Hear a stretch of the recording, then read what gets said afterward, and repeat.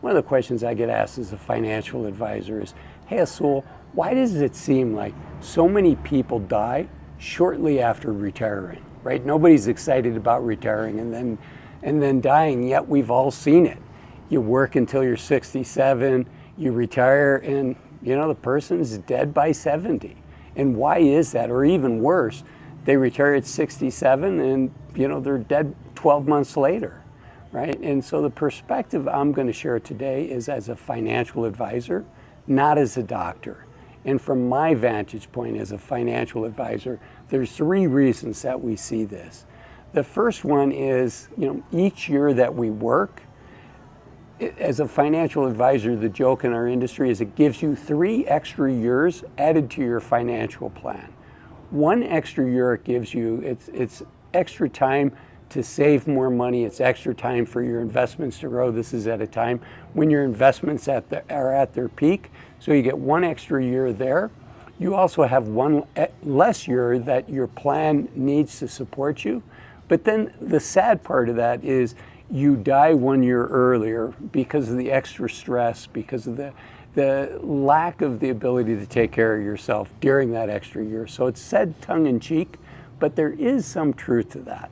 Okay, number 2, unfortunately, the reality is our jobs are stressful, right? And no matter how great of a job you have, most of us, if not all of us, are responsible for delivering something.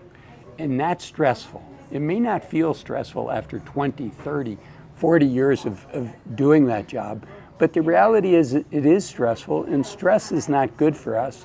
And it becomes less good, it becomes more detrimental the older that we get.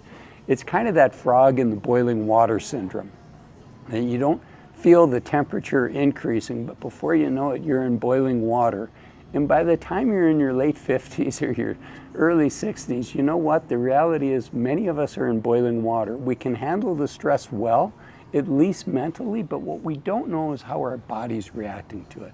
And I think that's one of the reasons that we see people, the blood pressure starts to spike. Again, not medical advice, but oftentimes after people retire, we see that blood pressure come back down. And then I did see a medical study just recently that says we age, there's 2 times in our life where we age very rapidly. And that's when we're 40 years old and also when we're 60 years old.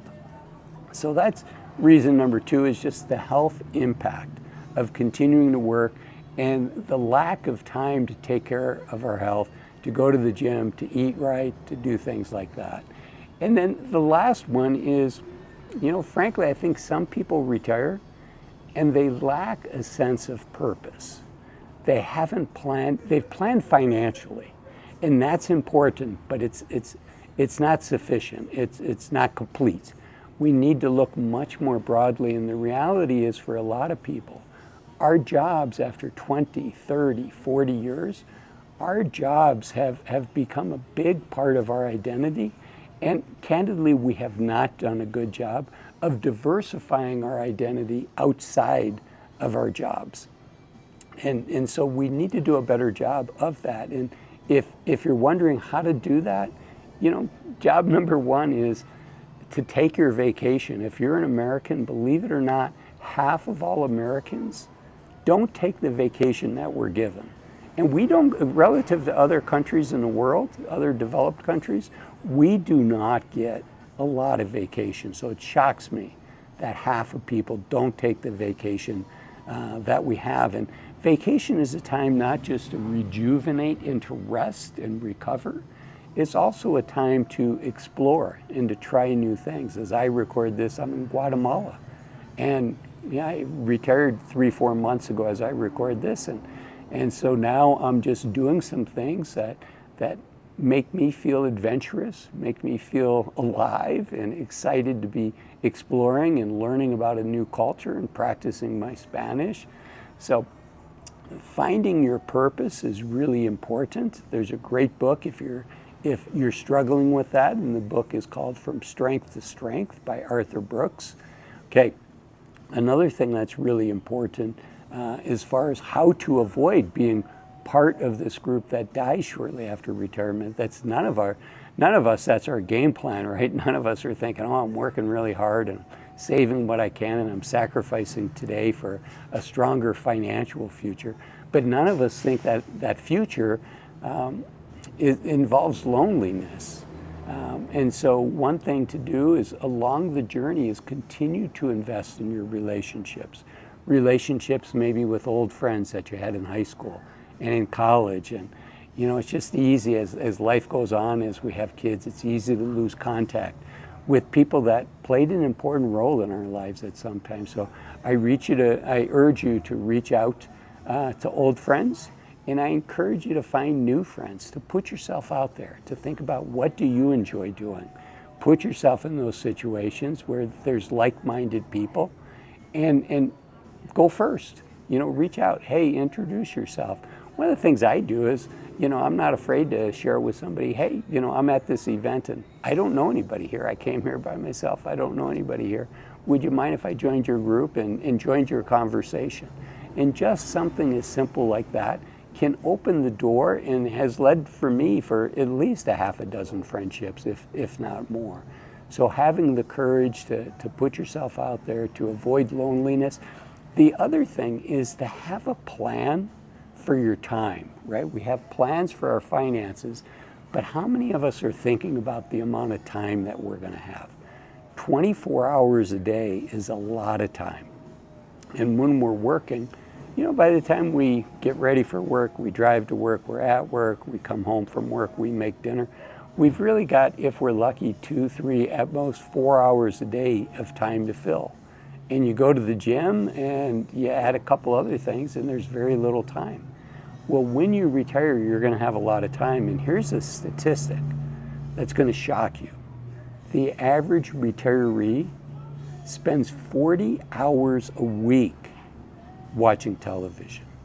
Now, I don't know about you, but my vision before I retired of retirement did not include spending almost 8 hours a day watching TV. Now, I do like to relax in the evening and watch a TV show, but that's a little spice in life. That's a that's a couple paragraphs in the chapter of my month, in the chapter that is my day, of the book that is my day. So thinking about how you're going to spend your time and investing in that now. Maybe one of the things that you like doing is there's a not-for-profit that you enjoy. Or you enjoy coaching or refereeing games at the local high school. Whatever it is, invest in those now, because it's going to pay big dividends for you later. I talked earlier about vacation and using your vacation time. This is a great thing to do, to kind of see what are the things that you enjoy doing every day. And a great thing to do, but I think it's a great thing to do, but for few of us is going to be the whole enchilada. And that's just investing the time to get back to being healthy. Job number 1 is getting back to health, and job number 2 is keeping that health. So investing the time and putting in the time, that's really hard to do when we're balancing it all, when we're juggling all these balls. So why do I think that unfortunately people die shortly after retirement? I think it's, the stress from work. I think they haven't planned on their purpose. They've lost their purpose, and I think that can be deadly. And they haven't thought about their time, but that doesn't need to be you. You have time to think about it, and you also have time to think about the journey between now and retirement, and that's why I made this video up here that talks about 8 things to stop doing in your 50s and 60s to enjoy your journey. Thanks for watching this video. I'll see you in the next one. Bye-bye.